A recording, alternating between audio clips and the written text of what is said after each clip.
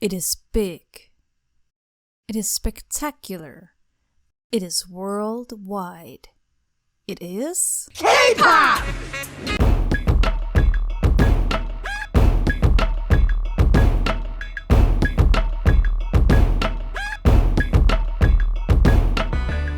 When you think of K-pop, you may think of the sharp choreography and stunning dance moves, or even the visually captivating music videos. Maybe you've even been lucky enough to see a concert with your favorite idol group. But how did K-pop become this global phenomenon it is today? To answer that question, we must first understand how K-pop came to be. In the grand scheme of things, it all probably started somewhere around the 50s, where Western influences slowly started getting introduced in East Asian countries. For the sake of this video, we won't go quite that far back, but I'm mentioning it here because a mesh of the traditional Korean folk music and the Western sound were what started what we know today as K-pop. This style of music developed as the years went by, seeing a great success amongst the Korean audience, but it wasn't until around 1990 when the genre moved from sounding more like ballads to incorporating rap music. Some of the most popular names at this time were Hyun Jin Young, Wawa, and Taiji and Boys. When these artists started producing music, the way music was listened to started changing as well. And perhaps it was a combination of this new sound and new way of listening to music that were the first domino pieces in this global sensation. In the 90s, music got digitized via CDs, and the internet started developing into what we know it as today. Back then, the internet wasn't nearly as fast or smooth as it is today, of course, and you couldn't do quite as much, but if you had a home computer, it came with a CD drive, and if you had a CD drive, you could burn CDs and create your own CDs with your favorite songs. Think of it like creating a playlist on Spotify, except it took more time and you created something physical to carry around with you and listen to. Burning CDs was of course not good for business, and many record labels worried they made virtually no money for the albums they produced with their up-and-coming idol groups. A solution to this issue was initiated by a Korean rapper by the name Cho PD. Cho noticed this trend in burning CDs and selling albums where the most popular songs from different bands were accumulated, almost like a greatest hits. Alongside this, torrenting online also became widely spread, and it wasn't uncommon for people to use pirating sites to download their favorite songs. Seeing this trend, Cho PD decided to write the album Stardom and release it both online as MP3 files in 1998 and as a physical copy in 1999. This approach to selling music seemed to work, as the nationwide sales for the album reached 50,000, which was considered the most successful number of sales at the time. Seeing this success, the Korean music industry took notes and started launching music both online and offline, which meant now you could get the albums digitally. Not only did this way of releasing music see greater returns in South Korea, but because the digital albums could be distributed via the internet, groups like Clone became well-known names in Taiwan during the late 1990s. This success, though probably not intended, was something the music industry understood. In an effort to cater to other East Asian countries who started enjoying this new genre of music, the South Korean music industry started hiring bilingual singers and incorporating them in their idol groups. These bilingual singers predominantly sang and rapped in English to reach a wider market and reach outside East Asian countries. In the early 2000s, the trend of only wanting your favorite song spread globally, and with the ability to now legally download digital albums or just that one song from an album you like the most, consumers started doing the latter more frequently than the former. Not many companies were happy with this, but instead of trying to fight this consumer trend, the Korean music industry again took notes and adapted. Seeing as the South Korean music industry had been dealing with this selective consumer behavior much earlier and adapted back then too, they seemed to have the upper hand compared to many Western music industries. In South Korea, the music industry started changing its approach on how they released songs to appeal much more to the consumer. Instead of creating a lot of tracks for an album, the music industry began producing standout soundtracks that were sure to catch the attention of the picky consumer. So instead of releasing the standard 15 to 20 songs for an album, the industry might release as little as 8 songs, where all their effort went into making sure these were banger songs that would all get downloaded. This strategy eventually led to the release of single albums from the South Korean music industry. The first of these single albums were released in 2004 by the Korean singer Seven. As the years have gone by, the K-pop scene has only grown larger and larger, and its fan base has expanded globally. What was the first K-pop song you remember hearing, so to the best of your memory? It was probably 2012 when I heard Gangnam Style. But obviously, there was just a hit song on the radio that everyone knew. It was an elementary school at that point. We all danced. I think the first K-pop song I ever heard was one that's probably for quite a few people, but it was G by Girls' Generation, and I think I heard it back in 2011 or so. So not right when it first came out, but that was the first one I heard. But then later, I was really into hip hop music, and then I saw a CL song, 2015, I don't know. But I had no idea that is K-pop. I kind of liked the song, vibing to it. And then that was also right around the time that I think Psy came out with his viral song, Gangnam Style. So that was also right around the same time. But I remember when I watched that one, I almost didn't even consider that one to be K-pop. It was just like this viral video on YouTube. But yeah, definitely G was the first one for me. With the growth of the internet and YouTube entering the market, the K-pop industry was quick to adapt once more. Not only did they take advantage of being able to release songs digitally and utilizing singles to draw in an audience, they also started investing in the visually appealing music videos of K-pop artists as we know them today. The K-pop industry were among the first music industries to create official YouTube profile pages for their musicians where they started releasing their music. But of course, they didn't just release the music as was. Instead, they made sure to have a music video attached to the song they could release around the same time they released the song itself. This was done because the K-pop industry were quick to understand that people listening to music also liked the visual aspect of it. So having a music video readily available online as the song released was helpful in boosting the song's popularity. Which band stuck with you and made you want to listen to more K-pop? I think it was the band that really got me into it more would have been probably Blackpink and also IU. And so those were some years later. After Girls' Generation, and those are when I sort of decided to look into it a little more, and yeah, that definitely had the bigger impact, I think, on me musically, for sure. The song that really got me into it was KDA's song, Pop Stars. I was literally obsessed with the song. I always played the song while playing video games, and then they got me into it. And then later, Blackpink twice. Now some people would listen through a song only to see the video attached to it, and maybe even replay it. And what happens when you replay a song multiple times? It gets stuck on your mind, and you might even go to find it online.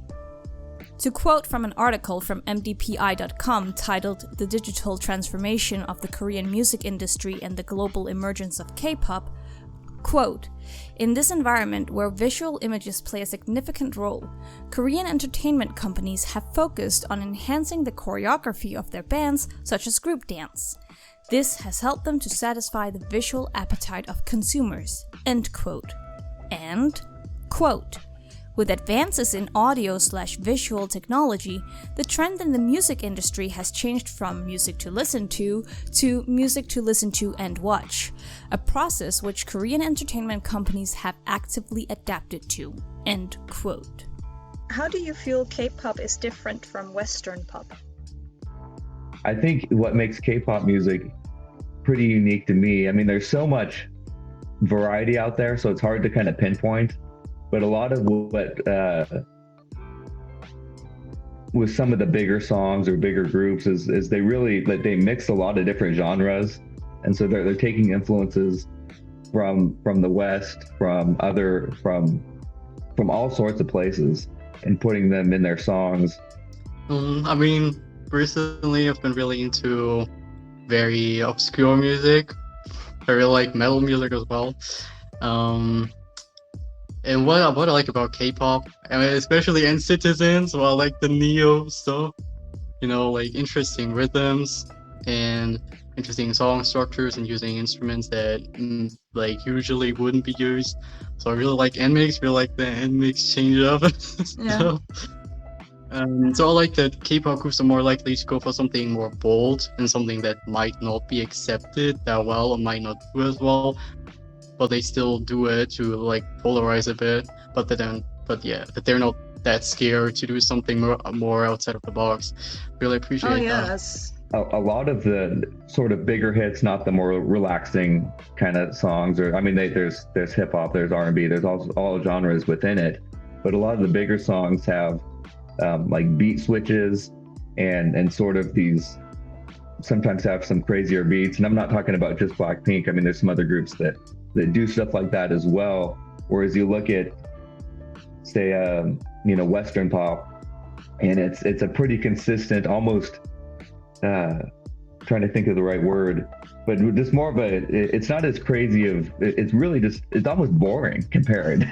Yeah. It's more consistent beats, and you kind of know as soon as the song starts, you know what you're going to get when you're listening to, say a Western pop radio song. And in a lot of ways, that's good because you know what you're going to get and you know what you like, maybe.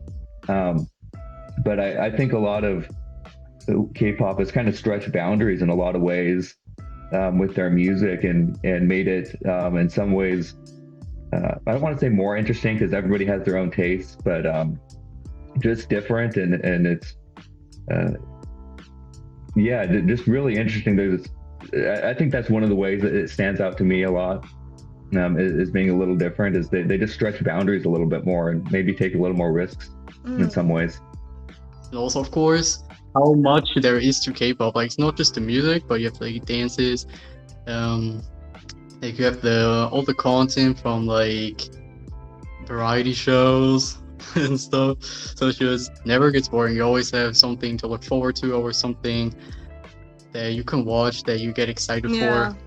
Yeah, I was also going to say, I think some of the groups too, even if they do say a consistent song with, say, a simple beat or something, the next song they make might be different. And so there's a lot more variety even within like the same group. Whereas a lot of, say, like a Western pop is there's some variety there, but they're kind of known for what they're known for, and they don't branch into, say, a completely different genre as much as you would see in K-pop as well. Yeah.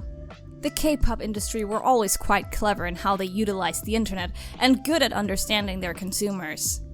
Even to this day, they understand how to utilize the web and the way we enjoy music to their advantage. Using the internet to their advantage like this meant that bands like TVXQ, Super Junior, and Girls' Generation started seeing global success in the 2000s. The global success of K-pop was in part due to their catchy songs with stunning choreography and visually appealing music videos.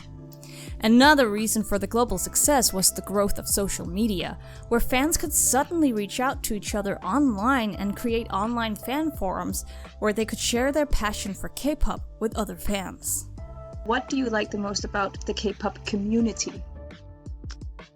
Yeah, it literally is like I found a new home with it because the people are like in some way similar. Of course, there's a big like everyone's still like different their own way because it's like a super global thing. But there's still like something about K-poppies that you can just tell that they are K-poppy. And what I like about it is the sense of community and that you always are connected in a way, and I get along with them like super well. Yeah, that's the K-pop community is an interesting topic because I think there's a lot of, and in some ways a lot of negativity surrounding it because a lot of fans are very, almost obsessed. Yeah. What I like the most is it's just very active. There's a lot of discussion. A lot of people are happy to talk about. I think there's a lot of discussion about music in general, about just the genres, the groups, what they. You see people talking about the chorus, about a verse, about just different. I'm not even like a music person, but talking about vocal styles, and there's just a lot more sort of discussion about songs and stuff that way. And I think that's really interesting. It's like how much excitement they have and this, for the most part, very positive energy. I mean, I'm not on Twitter. I don't know. I mean, I've heard lots of bad stories from Twitter that they're like really toxic, but I'm like mostly on Reddit and also TikTok. And the people that I meet there are usually like pretty nice. I mean, I'll only follow people who I like. And they're very passionate. And so if they're using that passion in a good way, I think that's a good thing. Then I like about the community that they're very open, like when they like the same kind of stuff, then you're just like, oh, let's be mutuals, and then you're just, I don't know, like they seem very open, very kind for the most part. So going on to the more negative side of it, what do you like the least about the K-pop community? Yeah, I think sometimes, and again, these are sort of big generalizations because there's very good people, lots of really good people, but I think some of the negatives is like in K-pop, it's very, very passionate people a lot of the time, and so I think sometimes they just get a little too negative in their sort of debates or discussions and stuff, and they end up, and then because people like some of these artists so much. They get defensive, and then you get whatever, the fan wars and arguments and stuff, and then people get their feelings hurt. And I would say how much they blow things out of proportion sometimes, like some issues, especially with Wonyoung. She's like known for being very much like an it girl, like everyone knows her and she's like very iconic. But some people think that she's quote unquote like a pick me or something, like the people think she wants more attention. And then she like ate a strawberry in a very cute way, and people like thought that was kind of cringy. And then there was like a whole ass thing about it, like people made a huge deal about it. And there's a lot of, if you go into the depths of YouTube and stuff, there's a lot of YouTube channels that are like, such and such is a mess, and then these videos get millions of views just about drama. Yeah. And so I think the whole drama and negativity is going a little too far, especially when there's already so much of that in this world and so much of that in the internet. Like I would like to see a little bit more of the positive side, and I think that makes it hard when you want to introduce somebody to who maybe is not into K-music or K-pop, K-hip hop, and you're kind of hesitant to do so because you don't want them to see all this stuff, the negative side. Like it's like kind of confusing, like how big of a deal like some of the stuff like is made out to be, even though she just ate a strawberry and the people like, that's weird, but like who cares? And like with many issues that aren't that deep, like sometimes. get blown out of proportion. This continues all the way up to the 2010s, where the Hallyu wave of K-pop began. The Hallyu wave of K-pop is described as global popularity of Korean culture. This wave included the Korean government becoming aware of the potential K-pop had in terms of bringing money to the Korean population. The Hallyu wave also included the Korean government investing in promoting K-pop through concerts, such as the biggest K-pop concert featuring multiple names, Dream Concerts, as well as cultural festivals and language courses. And then, in 2012, something unpredictable happened, which would play a key role in launching K-pop into the worldwide stage. Oppan Gangnam Style. Gangnam Style.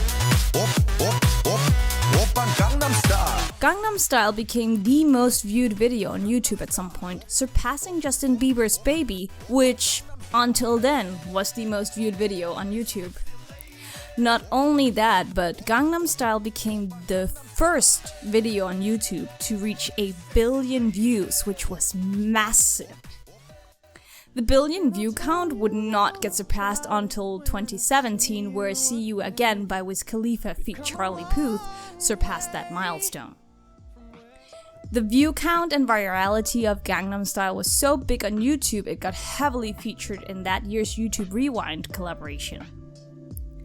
Later on in 2022, when Psy made a comeback, one of his songs had the title That, which was made in collaboration with Suga of BTS.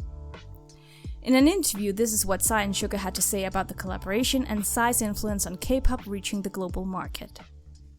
항상 감사하고 고마운 마음을 가지고 있던 분이었죠. 그래서 먼저 강남 스타일로 미국을 이렇게 뚫어주셔가지고 저희가 수월하게 갈 수 있었다라는 생각을 참 많이 했었었고요. 7주 동안 2위를 하고 사실 그 당시를 돌이켜보면 그 다음 노래로 1위를 할 줄 알았었습니다. 그렇죠? 벽이 높죠? 그래서 저의 한이었습니다. 누군가가 반드시 꼭 1위를 해줬으면 좋겠다. BTS 후배님들이 저의 한을 풀어준 팀입니다. 첫부터 진짜 팬이었고요. 형 음악을 듣고 자랐었고 나도 나중에 음악으로 성공하면 저런 분이랑 음악을 할 수 있겠지라는 생각은 당연히 막연히 어릴 적에 했었죠. 사실 외부 작업을 꽤 많이 하면서 이제 한국에서 누구랑 해야 되지라는 고민을 엄청 많이 했었거든요. 타이밍이 굉장히 적절했던 것 같아요. 본인은 본인보다 선배 가수, 특별한 콜라보레이션, 프로듀싱을 해보고 싶다 라는 생각을 강하게 가지고 있다가 저를 생각했다고 하고요. 저는 5년 만에 나온 앨범이기도 하고 피네이션이라는 작은 회사를 만들고 다른 가수들을 후방에서 지원하다가 제가 또 선수로서 처음 출격을 하기 때문에 더더군다나 새로운 사람과의 협업을 굉장히 기대를 하고 있었고 혼자 막연히 바랬던 건 작사로서도 작곡으로서도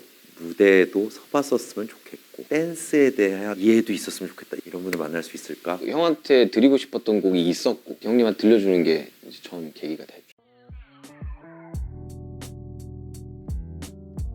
Another big factor in bringing K-pop worldwide was collaborations with popular Western artists. Some of the key players of these collaborations have been BTS and Blackpink, who are currently the most popular K-pop groups worldwide.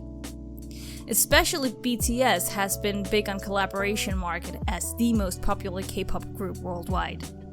Some of the artists they have collaborated with include The Chainsmokers, Designer, Halsey, Love, Nicki Minaj, Steve Aoki, and Warren G, just to name a few. Blackpink also got their fair share of collaborations with big names in the Western pop industries. Some of these collaborations were with Selena Gomez and Lady Gaga, among others. These collaborations also played a big role in spreading K-pop to the more mainstream audience and solidifying K-pop as a genre listened to and enjoyed worldwide. Songs like BTS's Dynamite reached #1 on the Billboard 100 song chart and was the first K-pop song to get that spot. BTS topped this feat by winning the Billboard Award for Top Social Artists 3 years in a row between 2017 and 2019. The visually captivating music videos definitely helped in popularity. When seeing these videos, it's clear to see how much work and care has gone into the whole production. What do you think the K-pop industry is doing well? Obviously, they're very good at like many things. Like, of course, drawing in people from all around the world, and also it doesn't get boring, and there's something for everyone, kind of. They're definitely doing marketing very well. Man, they're doing a lot of stuff very well. I mean, that's why it's taken off. Yeah, I mean, as far as the industry as a whole, they just I think they just know what they're doing, and they try to create a good product, and they market it well, and they do, they do the whole thing. There's the music side of it, but then there's a dance side, and then there's putting out the extra content on top of it. Like you were kind of saying, some of that leads to parasocial relationships and stuff, but they're doing behind the scenes. They're doing, vlogs and different things on top of just producing music. And then the music itself is very high quality. And so they're just kind of, they go all out in a lot of different areas, and it's really paying off for that industry, I think. I mean, I like basically any kind of music, really, any kind of concept. Like, I like cute concept or scare concept or whatever, EDM music, rock music. And yeah, I think the good part is that it's very broad and very enjoyable, like, for many people. From the very first dance rehearsals, where everything is synced up to make sure it's razor sharp, to incorporating those same dance moves in the music video shot across multiple locations with multiple costume changes. K-pop is about so much more than just the music. Every K-pop group has a heavy investment behind them, as they need agents, choreographer, costume designers, singing lessons, dancing lessons, and so much more. Agencies can easily spend several hundred thousands on their groups, if not millions. This is why it's so important for the global market to keep investing in K-pop, and invest they do. From meetups where they dance along to multiple big-name K-pop songs, to concert tickets for big names such as BTS selling out within minutes of being released.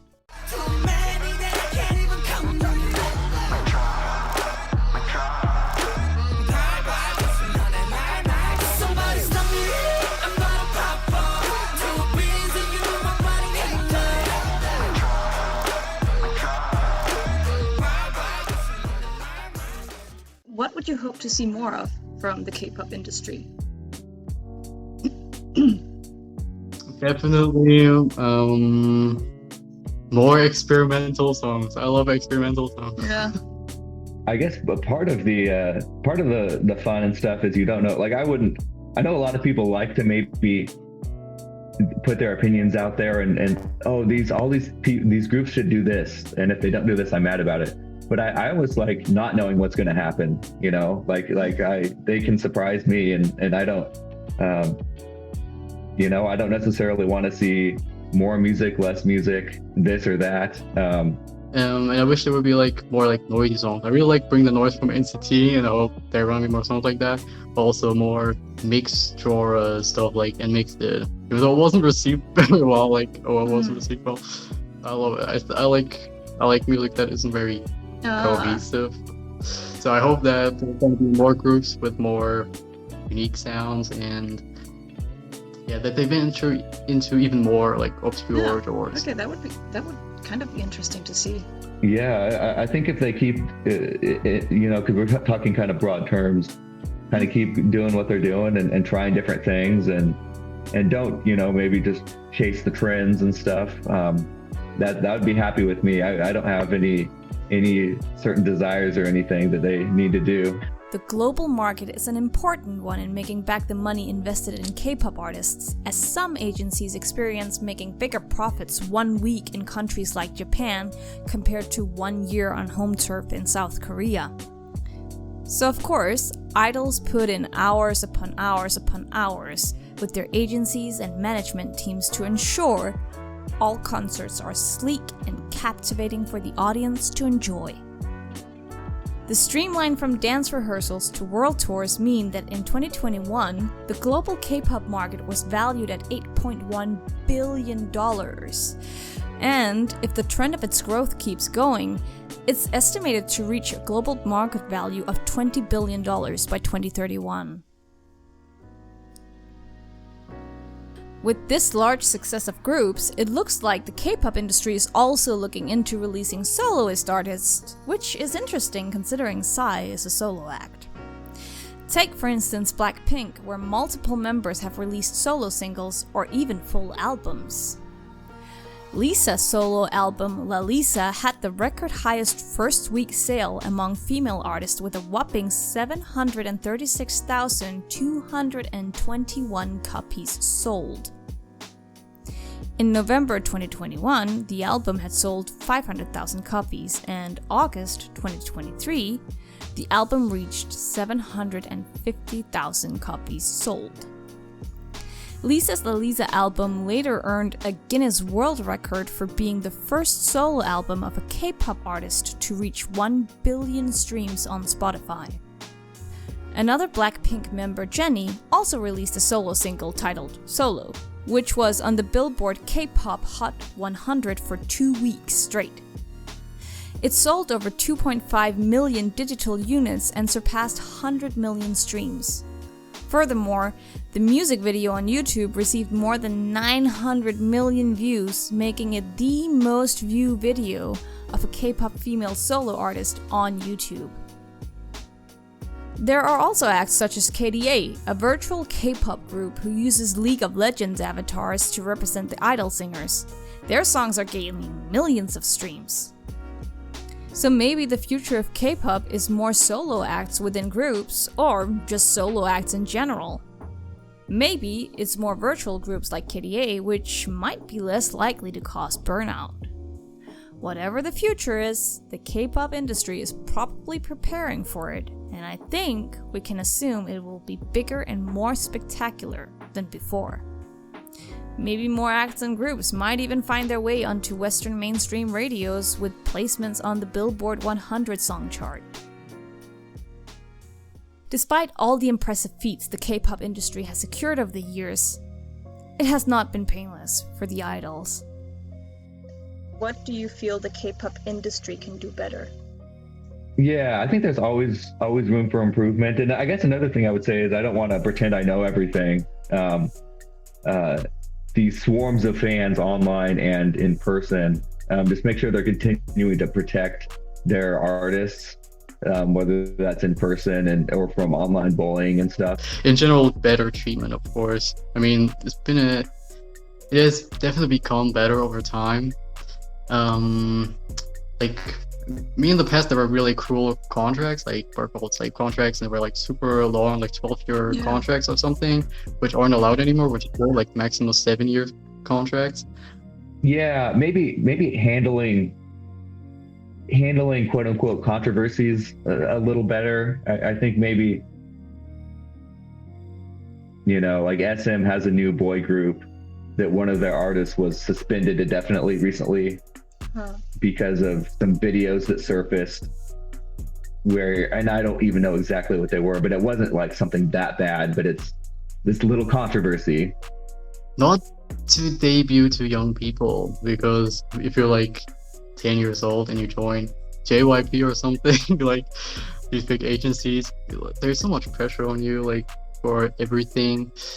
And I really think that they should care more about safety and saying, we're only gonna debut people like over the age of 18, so we can be sure that this doesn't leave like mental damage on them, because if you're very young, of course, you're very impressionable, and then when you go through time of your life, when you're doing so much exhausting stuff and you have to diet and everything, I just can't imagine that that's very healthy.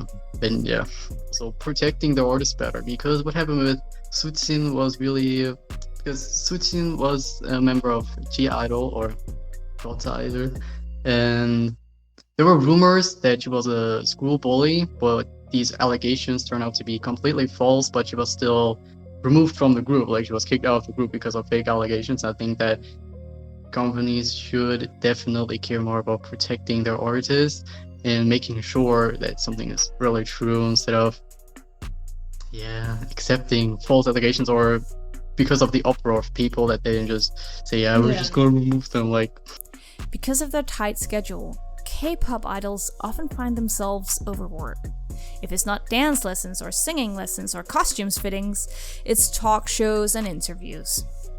Of course, Western artists go through these same hoops as well, but the K-pop industry is especially intense, often cramming so many sessions back to back to back that it is, unfortunately, not uncommon for K-pop artists to feel unwell or even pass out during performances. Of course, no industry is interested in looking bad and like they don't care about their most important assets, their artists. When K-pop idols time and time again look faint or pass out, their agencies will often say the idols got dizzy or was already coming down with a cold or sick before going on stage. The idols will go to the hospital when they're feeling especially faint, just to return to the stage the day after, if not on that same night. The K-pop industry is an ever-growing industry, and it's growing rapidly. Like so many other industries, it has its issues and problematic shadow side, but it also has adoring fans spanning worldwide, ready to invest time, money, and effort into their favorite idols and their favorite groups. If you wanted me to get into K-pop, what's the one song I should listen to? I mean, I don't know what kind of stuff you like, Alex. I like alternative rock punk. Alternative rock. Oh, that's another good question, because I've actually thought about that question and I don't know. And I've thought about it because because I want to maybe the same thing. I want to introduce somebody. What song should I pick? And I think that's hard because there's so much and you don't know what people like. Well, then I would say Wake Up Listen to that by after. Dreamcatcher. See how it is.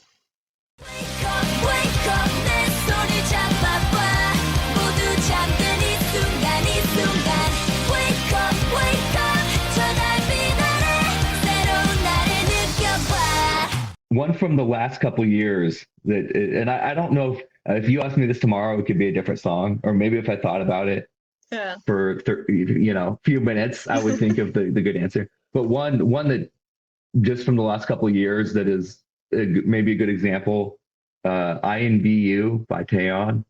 So I can love you even though I do. 밀어내봐도 난 너를 못 이겨. 날 버리고 날 잃을수록 넌 반짝이는 irony. So I envy you. What's left to ask is, are you ready for the K-pop wave to wash over you? Thank you guys so much for watching our video. If you liked our video, make sure to give it a like. And if you like what we do, hit the subscribe button and ring the bell. See you guys in the next one. Bye!